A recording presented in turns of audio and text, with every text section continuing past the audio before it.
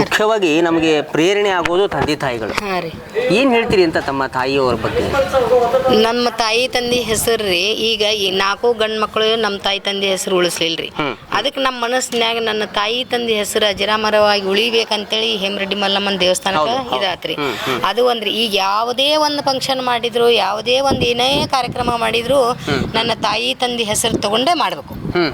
ನಾ ಹಿರಿಯರಿಗೂ ಅದನ್ನ ಅಂದೇನ್ರಿ, ಪ್ರತಿಯೊಂದಕ್ಕೂ ನನ್ನ ತಾಯಿ ತಂದೆ ಹೆಸರು, ನಮ್ಮ ಅಕ್ಕನ ಹೆಸರು. ಯಾಕಂದ್ರೆ ಅಕ್ಕನ ಮಾಡಿದ್ರಿ ಇದನ್ನ, ನಾನು ಏನ್ ಮಾಡಿಲ್ಲ, ಇಲ್ಲ ನಮ್ಮ ಅಕ್ಕನ ಇದನ್ನ 5 ಎಕರೆ ಕೊಟ್ಬಿಡ್ನು ಅಂದ್ರೆ ನಮ್ಮ ಹೆಸರು ಅಜರಾಮರ ಉಳಿತೈತಿ, ಮಲ್ಲಮ್ಮನ ಆಶೀರ್ವಾದ ನಮ್ಗೆ ಇರ್ತೈತಿ ಅಂತ ಹೇಳಿ ಆಕಿ ಭಾಳ ಮನಸ್ಸು ಮಾಡಿ ಇದನ್ನ ಮಾಡ್ಯಾಳ್ರಿ. ಅದು ಪ್ರತಿಯೊಂದು ಯಾವುದೇ ಏನೋ ದೇವಸ್ಥಾನದ ಆತ್ರಿ, ಮಂಗಲ ಭವನ ಆತು, ಯಾವುದೋ ಮಾಡಿದ್ರು ನನ್ನ ತಾಯಿ ತಂದೆ ಹೆಸರು ಅಜರಾಮರವಾಗಿ ಎಲ್ಲರಿಗೆ ಇವ್ರು ಮಾಡಿದ್ದ ಅಂತ ತಾಯಿ ತಂದೆ ಹೆಸರು ಬರ್ಬೇಕ್ರಿ.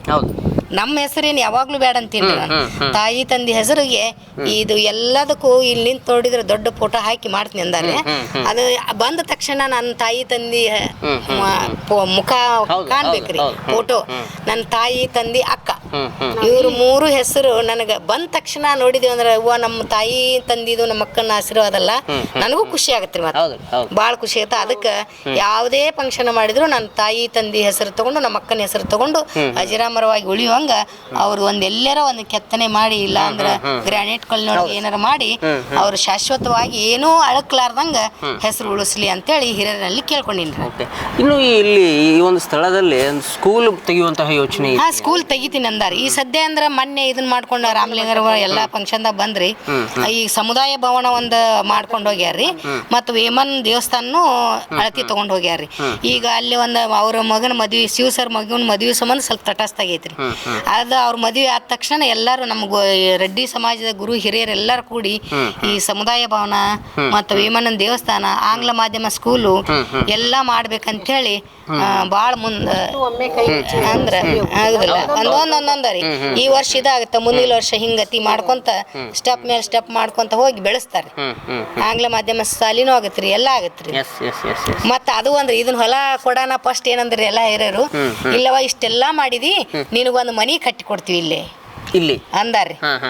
ಇಲ್ಲಿ ಮನಿ ಕಟ್ಟಿ ಕೊಡ್ತೀನಿ, ನೀನು ಆರಾಮಾಗಿರು, ನಿಮ್ ತಾಯಿ ತಂದಿ ದಿನಾ ನಿಮ್ ತಾಯಿ ತಂದಿ ನೋಡ್ಕೊಂತ ಮಲ್ಲಮ್ಮನ ಸೇವೆ ಮಾಡ್ಕೊಂತ ಇಲ್ಲೇ ನೀರು ಅಂತೇಳಿ ಒಂದು ಮನಿ ಕಟ್ಟಿ ಕೊಡ್ತೀನಿ ಅಂತ ಅಂದಾರ್ರಿ. ಯಾಕೊಲ್ಲ ಕಾಡ್ರಿ ಅಂತೇಳಿ ನಿನ್ರಿ. Okay okay okay. ಅಂದ್ರೆ ಒಟ್ಟಿನಲ್ಲಿ ಇದ್ರೆ ಈಗ ತಾಯಿ ಮಡಿಲ್ ಅಂತಿದೆ ನಿಮ್ಗೆ? ತಾಯಿ ಮಡಿಲ್ರಿ. ಸೇಮ್ ತಾಯಿ ಮಡಿಲ್ರಿ. ಈಗ ನನ್ನ ತಾಯಿ ತೀರ್ಕೊಂಡಿಲ್ಲ, ಅದಾಳ ಇಲ್ಲಿ ನನ್ನ ತಾಯಿ ಅದಾಳ, ನಾ ತಾಯಿ ಮಡಿಲಿಗೆ ಬಂದು ಬಿದ್ದೀನಿ ಅಂತೇಳಿ ಒಂದು ಬಹಳ ಹೆಮ್ಮೆಯಿಂದ ಹೇಳ್ತೀನಿ. ಸ್ನೇಹಿತರೆ, ಹೇಮರೆಡ್ಡಿ ಮಲ್ಲಮ್ಮ ದೇವಸ್ಥಾನ ಏನಿದೆ ಅದರ ಅರ್ಚಕರು ನಮ್ಮ ಜೊತೆ ಇದ್ದಾರೆ, ಅವ್ರು ಮಾತಾಡ್ಸ್ತಾವಣ. ಮೊದಲು ನಮಸ್ಕಾರ. ನಮಸ್ಕಾರ ಸರ್. ಹೇಳ್ರಿ, ಈ ದೇವಸ್ಥಾನದಲ್ಲಿ ದಿನವೂ ತಾವು ಪೂಜೆ ಮಾಡ್ತೀರಿ, ಸೊ ಯಾವ ಊರವರು, ಹೇಗೆ ತಾವು ಈ ಮಲ್ಲಮ್ಮನ ಗುಡಿಗೆ ಬರುವಂತ ಆಯ್ತು ಅನ್ನೋದು? ಸರ್, ಹರಿ ಓಂ ಶ್ರೀ ಮಲ್ಲಮ್ಮ ದೇವಿಯಾಯ ನಮಃ. ಇಲ್ಲಿ ನನ್ನ ಹೆಸರು ಸಂಜೀವ್ ಪದಕಿ ಅಂತ ಹೇಳಿ, ನಮ್ಮೂರು ರಾಮದುರ್ಗ ಸರ್. ರಾಮದುರ್ಗದಾಗಿದ್ದೆ ನಾನು. ಅಲ್ಲಿ ಮಲ್ಲಮ್ಮ ದೇವಿ ದೇವಸ್ಥಾನದ ಪೂಜೆ ಮಾಡ್ತಿದ್ದೆ ಸರ್. ಅಲ್ಲಿದ್ದಾಗ ನಮ್ಮ ಮಾಮಾರು ಇದ್ದಾರೆ ಸರ್. ನಮ್ಮ ಮಮ್ಮಿ ತವ್ರ ಮನಿ ಎಲ್ಲ ಇದೆ ಸರ್. ಆಮೇಲೆ ಇದ್ದಾಗ ನಾವು ನಮ್ಮ ಮಾಮಾರು ಎಲ್ಲ ಹೊಲ ಎಲ್ಲ ರೆಡ್ಡಿಯರ್ ಮಂದಿನ ಮಾಡ್ತಿದ್ರು ಸರ್ ಲಾವಣಿ ಒಳಗ.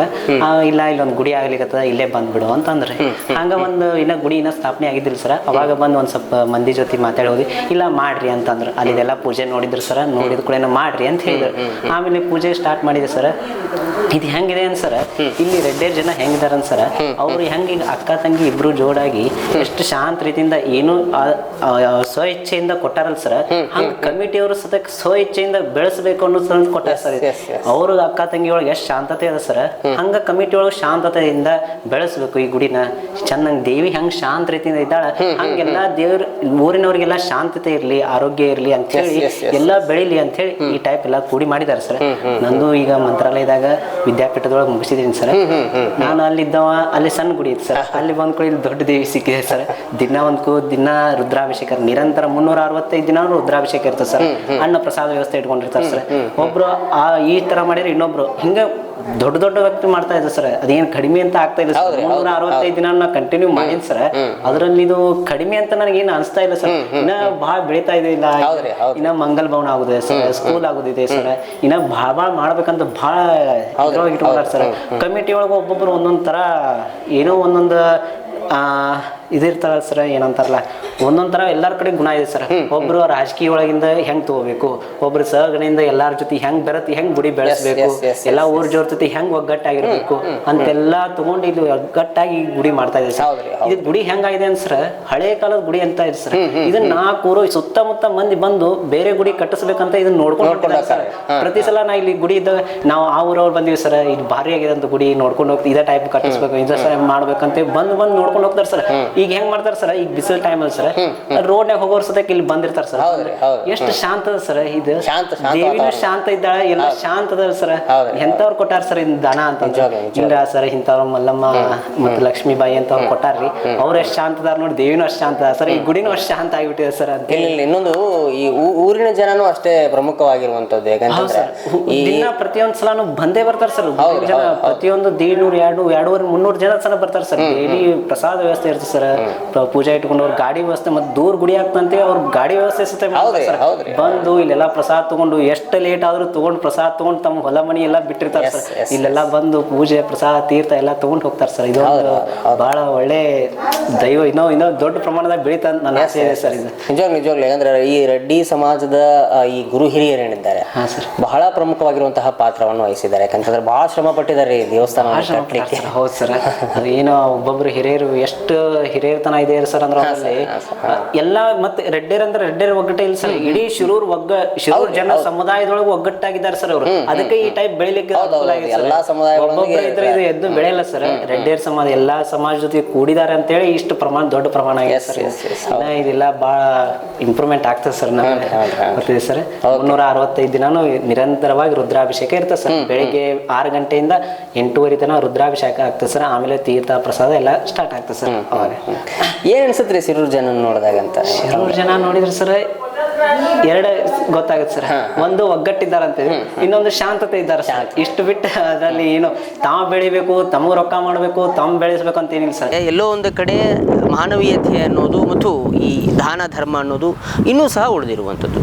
ಯಾಕಂದರೆ 5 ಎಕರೆ ಸ್ಥಳವನ್ನು ಕೊಡೋದಂದರೆ ಅಷ್ಟು ಸುಲಭದ ಮಾತಲ್ಲ. ಜೊತೆಗೆ ಅನೇಕ ನಾವು ಸಂಗಡಿಗರನ್ನ ಮಾತಾಡಿಸ್ತಾ ಹೋದ್ವಿ, ಅವರು ಬೇರೆ ಬೇರೆ ವಿಚಾರಗಳನ್ನು ನಮ್ಮ ಜೊತೆ ಹಂಚಿಕೊಂಡ್ರು. ಹಾಗೆ ಇದು ಕೇವಲ ರೆಡ್ಡಿ ಸಮುದಾಯಕ್ಕೆ ಸೀಮಿತವಾಗಿರುವಂತಹ ಸ್ಥಳ ಅಲ್ಲ, ಅಥವಾ ಆ ಒಂದು ಸಮುದಾಯಕ್ಕೆ ಸೀಮಿತವಾಗಿರುವಂತಹ ಒಂದು ದೇವಸ್ಥಾನ ಅಲ್ಲ. ಸಕಲ ಸಮುದಾಯಕ್ಕೂ ಸಹ ಈ ಒಂದು ದೇವಸ್ಥಾನ ಮೀಸಲಾಗಿರುತ್ತೆ. ಎಲ್ಲ ಸಮುದಾಯದವರು ಬಂದು ಇಲ್ಲಿ ಪೂಜೆಯನ್ನು ಸಹ ಮಾಡ್ತಾರೆ. ಸೊ ಅವ್ರನ್ನ ಮಾತಾಡಿಸಿದಾಗ ಮಾನವೀಯತೆ ಅನ್ನುವಂಥದ್ದು ಅಥವಾ ಅದರ ನೆಲೆಗಟ್ಟು ಏನು ಅನ್ನುವಂಥದ್ದು ನಮಗೆ ಅರ್ಥ ಆಗಿರುವಂಥದ್ದು. ಸೊ ನೋಡಿದ್ರಲ್ಲ ಸ್ನೇಹಿತರೆ, ಇದಿಷ್ಟು ಒಂದು ಮುಖ್ಯವಾಗಿರುವಂತಹ ಸಂದರ್ಶನ. ಸೊ ಮುಖ್ಯವಾದಂತಹ ವ್ಯಕ್ತಿಯ ಜೊತೆ ಇಷ್ಟೊತ್ತು ನಾವು ಮಾತನಾಡ್ತಾ ಇದ್ವಿ. ಸೊ ಸ್ನೇಹಿತರೆ, ನಿಮಗೇನು ಅನಿಸುತ್ತೆ ಕಮೆಂಟ್ ಸೆಕ್ಷನಲ್ಲಿ ಕಮೆಂಟ್ ಮಾಡಿ. ಹಾಗೆ ಮತ್ತೊಬ್ಬ ವಿಶೇಷವಾಗಿರುವಂತಹ ವ್ಯಕ್ತಿಯೊಂದಿಗೆ ಮತ್ತೆ ಬರ್ತೀನಿ. ಎಲ್ಲರಿಗೂ ನಮಸ್ಕಾರ, ವಂದೇ ಮಾತರಂ.